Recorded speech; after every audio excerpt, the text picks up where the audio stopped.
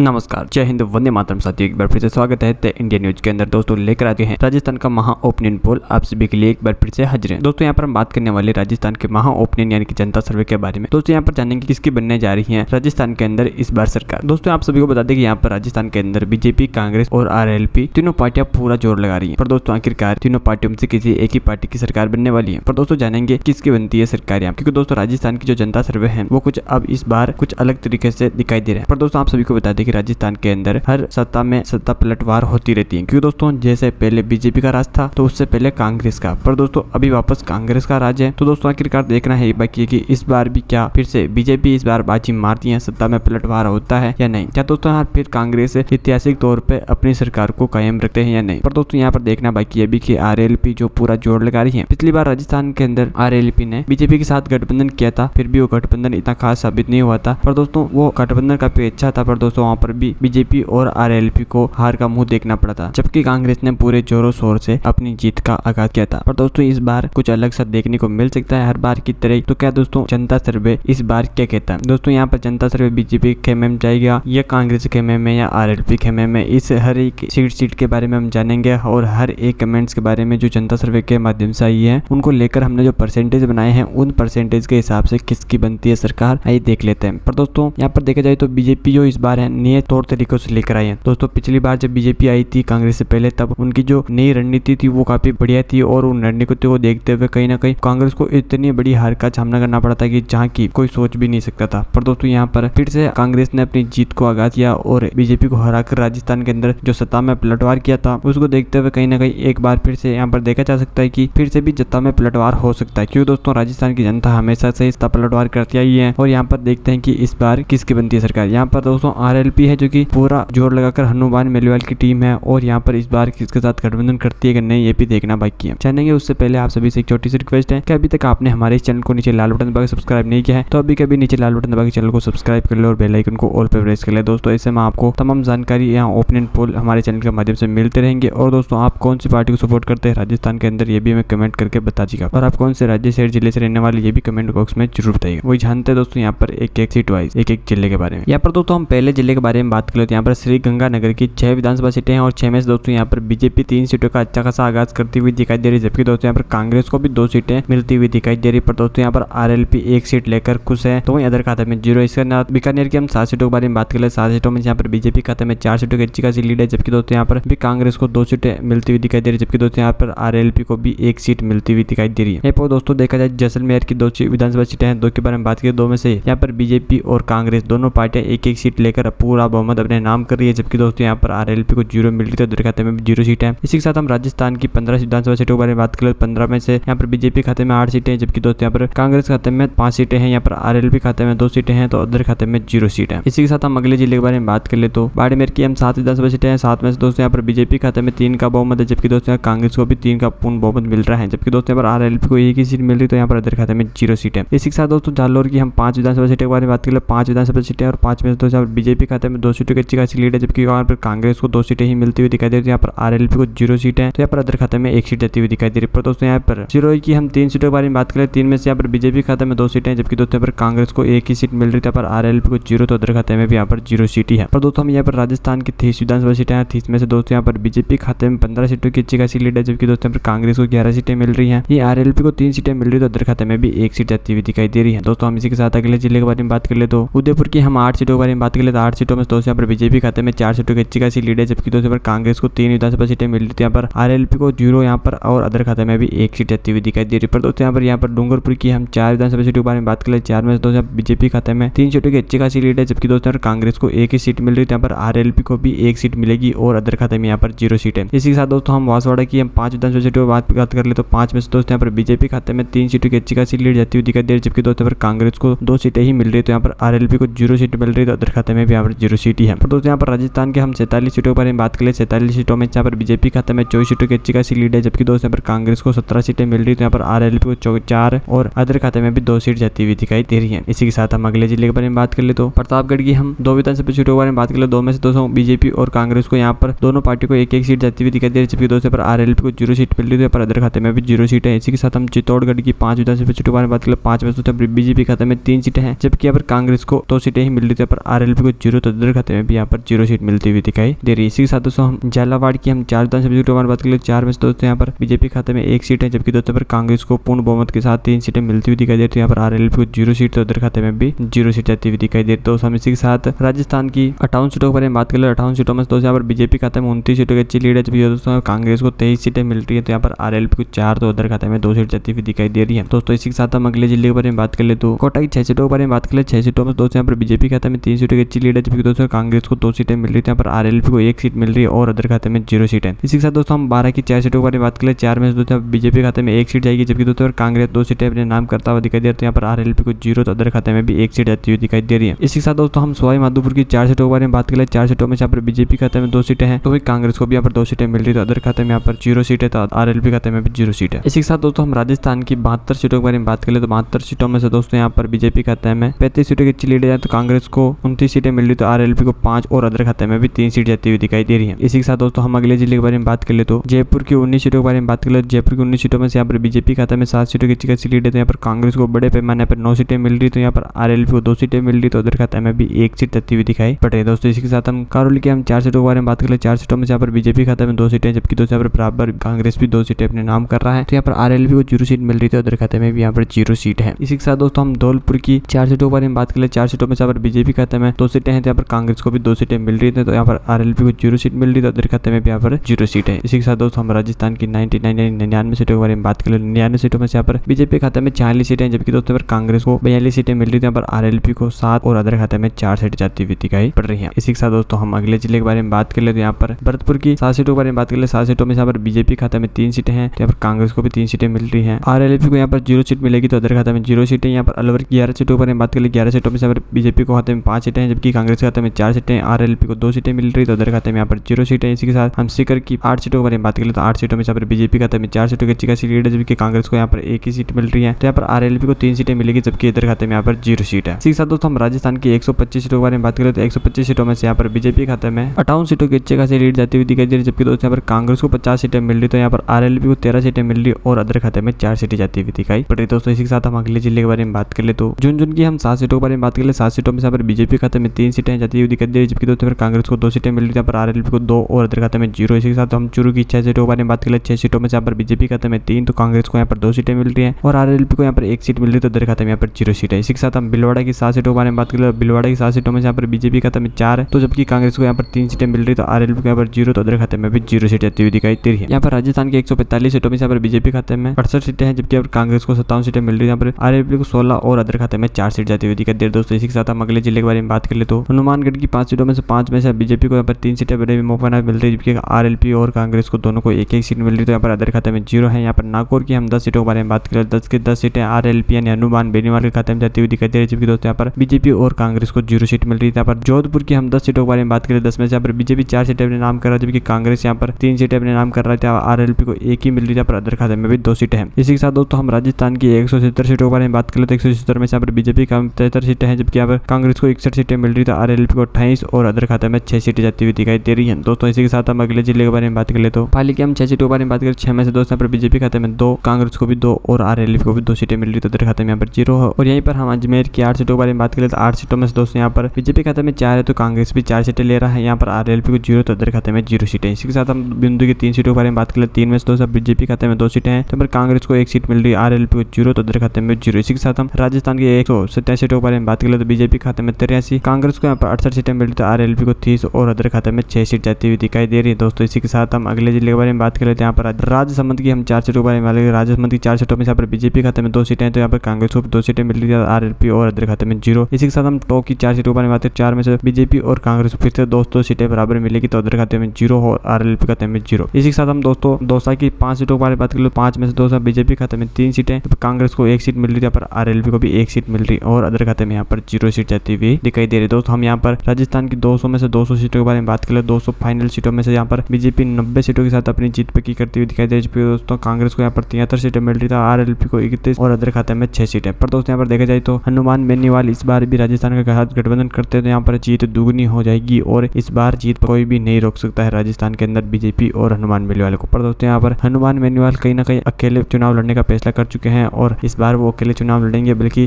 कांग्रेस और बीजेपी के साथ नहीं लड़ेंगे और अपनी जीत पक्की करने का का कुछ नया दावा करेंगे। पर दोस्तों यहाँ पर कांग्रेस को 73 सीटें ही मिल रही हैं, जो कि अभी की प्रेजेंट सरकार है। दोस्तों ऐसे तमाम जनता सर्वे जानना चाहते हैं तो अभी कभी नीचे लाल बटन देर का उसे दबा के चैनल को सब्सक्राइब कर ले और बेल आइकन को ऑल पर प्रेस कर ले। दोस्तों ऐसे में आपको ओपिनियन पोल से संबंधित तमाम जानकारी हमारे चैनल के माध्यम से मिलती रहेगी। और अभी तक आपने अपनी पार्टी को सपोर्ट करने के लिए कमेंट नहीं किया तो अभी कभी कमेंट करके बताइए आप कौन सी पार्टी इस बार राजस्थान के अंदर सरकार बनाने जा रही है। इसी के साथ मिलते हैं अगले वीडियो में। जय हिंद, वंदे मातरम। आपका दिन बहुत बहुत शुभ।